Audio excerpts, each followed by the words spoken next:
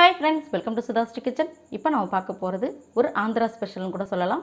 கொழுக்கட்டை மாவு வச்சு ஒரு அருமையான பிரேக்ஃபாஸ்ட் ரெசிபி தான் செஞ்சிருக்கோம். இது பிரேக்ஃபாஸ்ட் ரெசிபியாவும் சாப்பிடலாம், டின்னராவும் சாப்பிடலாம். இது கொழுக்கட்டை மாவுல தான் செஞ்சிருக்கோம். அதனால எந்த நேரத்துல சாப்பிட்டாலும் நமக்கு டைஜஷன் பிரச்சனை இருக்காது. சின்னவங்க இருந்து பெரியவங்க வரைக்கும் யார் வேணாலும் சாப்பிடலாம் இத. கொழுக்கட்டை மாவு வச்சு நம்ம இந்த குட்டி குட்டி பாலை நம்ம உருட்டி நம்ம வேக வச்சு வச்சிட்டோம்னா அதை வச்சு எத்தனை வகையா வேணாலும் நம்ம இந்த மாதிரி தாளிச்சிக்கலாம்.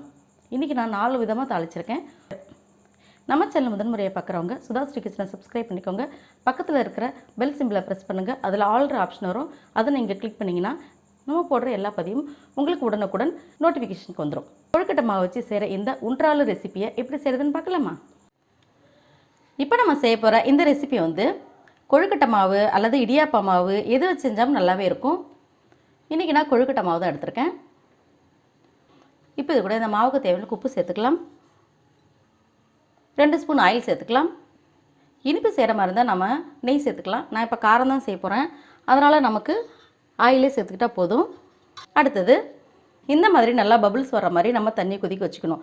இப்படி கொதிக்கிற தண்ணி ஊற்றினா தான் கொழுக்கட்டையாக இருந்தாலும் சரி, இப்போ நம்ம செய்கிற ரெசிபியாக இருந்தாலும் சரி, எதாக இருந்தாலுமே ரொம்ப நல்லா வரும். இப்போ இந்த கொதிக்கிற தண்ணி எடுத்துக்கலாம். இப்போ இந்த மாதிரி கொதிக்கிற தண்ணி எடுத்து தான் நம்ம இதில் சேர்த்து பிசைய போகிறோம். இந்த மாதிரி கலந்து விட்டுக்கலாம்.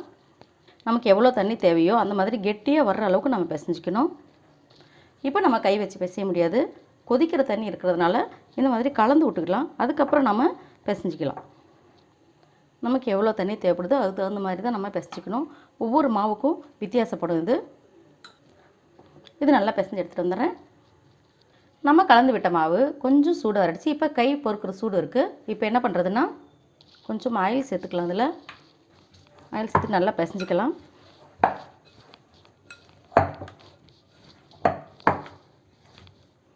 இப்போ நம்மளுடைய மாவு கரெக்டான பதத்துக்கு நம்ம பிசைஞ்சு வச்சாச்சு. அடுத்தது இப்போ இந்த மாதிரி நீள் நிலமாக செஞ்சு வச்சுட்டு நம்ம சின்ன சின்னதாக குட்டி குட்டியாக அப்படி உருட்டி விடணும். இந்த மாதிரி குட்டி குட்டி பாலாக நம்ம உருட்டி வச்சுக்கணும். குழந்தைங்க ரொம்ப விரும்பி சாப்பிடுவாங்க இது. இதே மாதிரி குட்டி குட்டி பாலாக இதை உருட்டி அடுத்து என்ன செய்கிறதுன்னு பார்க்கலாம். இப்போ ஒரு வானிலையில் ஒரு 2 டம்ளர் தண்ணி ஊற்றி கீழே ஸ்டாண்டு போட்டு வச்சுருக்கேன். நம்ம இந்த கொழுக்கட்டை மாவில் செஞ்ச இந்த குட்டி குட்டி பால்ஸ் இப்போ இதை அப்படியே வேக வச்சுக்கலாம். ஒரு தட்டு வச்சு மூடிக்கலாம். இப்போ ஒரு 10 நிமிஷம் ஆச்சு. நம்ம திறந்து பார்க்கலாம்.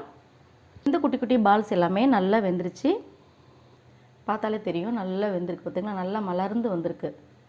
இந்த மாதிரி ஸ்டேஜ் வரும்போது நம்ம இதை இறக்கிடணும்.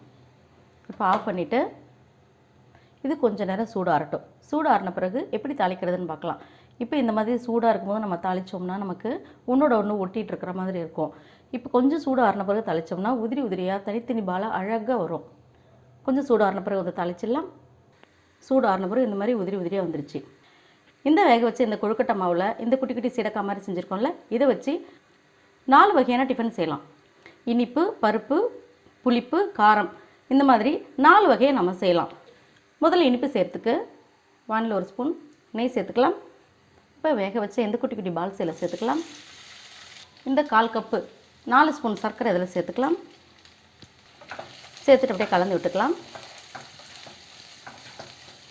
இந்த இனிப்பு ரெசிபி ரொம்ப சூப்பராக இருக்கும். குழந்தைங்க ரொம்ப விரும்பி சாப்பிடுவாங்க. இப்போ ரொம்ப நேரம் அதை வச்சு வதக்கக்கூடாது. நம்ம ஓரளவுக்கு இந்த ஜீனி கரையிற அளவுக்கு தான் அதை வச்சுருக்கணும். அதுக்கு மேலே தேவையில்லை. நம்ம சேர்த்த 4 ஸ்பூன் ஜீனியும் நல்லா மெல்ட் ஆகிடுச்சு. கடைசி இது கூட துரி வச்சுருக்கிற தேங்காவை சேர்த்துக்கலாம். நம்ம இந்த குட்டி குட்டி பாலா செஞ்சு வேக வச்சா மட்டும் போதுங்க. டக்கு டக்குன்னு எல்லா வகையும் நம்ம செஞ்சு முடிச்சிடலாம். இப்போ நல்லா கலந்து விட்டாச்சு. இப்போ ஸ்டவ் ஆஃப் பண்ணிக்கலாம். நம்மளுடைய இனிப்பு ரெசிபி ரெடி ஆகிடுச்சு.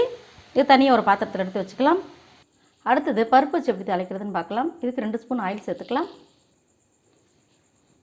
1/4 ஸ்பூன் கடுகு பொரிஞ்சு உளுத்தம் பருப்பு, 1/4 ஸ்பூன் சீரகம், ஒரு 1/4 ஸ்பூனுக்கு பெருங்காயம், வேக வச்ச துவரம் பருப்பு ஒரு 1/4 கப் எடுத்துக்கலாம். இந்த மாதிரி நல்லா மசிச்சு சேர்த்துக்கணும் பருப்பை. இது கூட 1/4 ஸ்பூன் மஞ்சத்தூள், தேவையான உப்பு நல்லா கலந்து விட்டுக்கலாம். இப்போ மஞ்சத்தூளோட பச்சை வாசனைலாம் போகிற அளவுக்கு நம்ம நல்லா இதை வதக்கி விட்டுக்கலாம். இப்போ நல்லா கொதித்து வந்த பிறகு நம்ம வேக வச்ச இந்த குட்டி குட்டி பால்ஸ், இந்த உன்றால் எல்லாத்தையும் சேர்த்துக்கலாம். எல்லாத்தையும் இப்படி கலந்து விட்டுக்கணும். டேஸ்ட்டு ரொம்ப சூப்பராக இருக்குங்க அது. இந்த சீரகம், பருப்பு, இந்த வாசனையில் இதை சாப்பிடும்போது அவ்வளோ சூப்பராக இருக்குங்க அது. இப்போ இதில் தண்ணி கொஞ்சம் எக்ஸஸாக இருந்தால் கூட நல்லா இதை அப்சர்வ் பண்ணிக்கும். இந்த குட்டி குட்டி பால்லாம் நமக்கு ஒரு ஆளாக உட்காந்து நம்ம உருட்டினா போர் அடிச்சு போயிடும். நெக்ஸ்ட் டைம் நம்ம செய்யறதுக்கு இன்ட்ரெஸ்ட் இல்லாமல் போயிடும். அதனால் எங்கள் வீட்டில் எப்போவுமே நாங்கள் எல்லோரும் சேர்ந்து உட்காந்து இதை செய்வோம். இது செஞ்சிட்டு இருக்கும்போதே அந்தாக்ஷரி பாடிட்டு விடுகதை போட்டு இந்த மாதிரி விளையாண்டுட்டே செய்யும்போது ரொம்ப ஜாலியாக இருக்கும். குழந்தைங்களுக்கு நம்ம சின்ன சின்ன விஷயங்கள்லாம் சொல்லி கொடுத்த மாதிரி இருக்கும். அவ்வளோதாங்க, நம்மளுடைய பருப்பு சேர்த்து இந்த ரெசிபி ரெடி ஆகிடுச்சு. இப்போ ஸ்டவ் ஆஃப் பண்ணிக்கலாம். இது வேற ஒரு பாத்திரத்துக்கு ட்ரான்ஸ்ஃபர் பண்ணி வச்சிடலாம். அடுத்தது புளிப்பு டேஸ்ட்டுக்கு என்ன செய்கிறதுன்னு பார்க்கலாம். இதுக்கு 2 ஸ்பூன் ஆயில் சேர்த்துக்கலாம். 1/2 ஸ்பூன் கடுகு, உளுந்தம்பருப்பு, 1/4 ஸ்பூன் பெருங்காயம், கொஞ்சமாக கருவேப்பிலை. நம்ம இந்த புளிப்பு டேஸ்ட்டுக்கும் கொஞ்சமாக பருப்பு சேர்த்துக்கணும். அது அளவு சேர்க்காம பாதி அளவு சேர்த்துக்கலாம். இப்போ இது கூட எலுமிச்சம்பழம் அளவுக்கு நான் புளியை கரைச்சி இந்த மாதிரி தண்ணி எடுத்து வச்சுருக்கேன். இந்த புளி தண்ணி இதில் சேர்த்துக்கலாம். 1/4 ஸ்பூன் மஞ்சத்தூள், தேவையான உப்பு, ஒரு சின்ன துண்டு வெல்லம் எல்லாத்தையும் சேர்த்து நல்லா கலந்து விட்டுக்கலாம். வரமிளகாய் 2. இது எல்லாமே கொதித்து வரணும். நான் பருப்பு செய்யும்போது தாளிக்கிறதுக்கு மிளகாய் போட மறந்துட்டேன், சாரி. நீங்கள் அதை மறக்காமல் தாளிச்சிக்கோங்க, அப்போ தான் கொஞ்சம் காரம் இருக்கும் அதில். இது நல்லா கொதித்து வரட்டும். இந்த புளிப்பு டேஸ்ட்டு சாப்பிடும்போது ரொம்ப சூப்பராக இருக்குங்க அது. இப்போ இந்த புளிக்கரைசலோட நம்ம இந்த வேக வச்சா இந்த குட்டி குட்டி பால் செஞ்சு வச்சுருக்கோம் இல்லைங்களா, இது எல்லாத்தையும் சேர்த்தாச்சு. இது நல்லா கலந்து விட்டுக்கணும். இது கொஞ்சம் லிக்விடாக இருந்துச்சு, அப்படியே கொஞ்சம் கொஞ்சமாக தண்ணி அப்சர்வ் பண்ணிவிடுது, நல்லா உதிராக வந்துடும். நம்ம புளி டேஸ்ட்டில் செஞ்ச இந்த ரெசிபி ரெடி ஆகிடுச்சு. இந்த பாருங்கள், தண்ணியெலாம் நல்லா அப்சர்வ் பண்ணிடுச்சு. இப்போ நம்ம ஸ்டவ் ஆஃப் பண்ணிக்கலாம். இதை வேறு ஒரு பாத்திரத்துக்கு மாற்றிக்கலாம். அடுத்து நம்ம பார்க்க போகிறது காரமாக எப்படி செய்கிறதுன்னு பார்க்கலாம். குழந்தைங்களுக்கு ரொம்ப ரொம்ப பிடிக்கும் இந்த டேஸ்ட்டு. 2 ஸ்பூன் ஆயில் சேர்த்துக்கலாம்.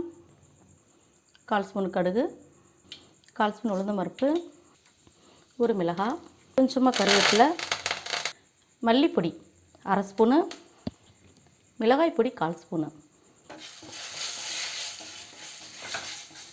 நல்லா கலந்து விட்டுட்டு நம்ம வேக வச்சு வச்சுருக்கிற இந்த குட்டி குட்டி பால்ஸை சேர்த்துக்கலாம்.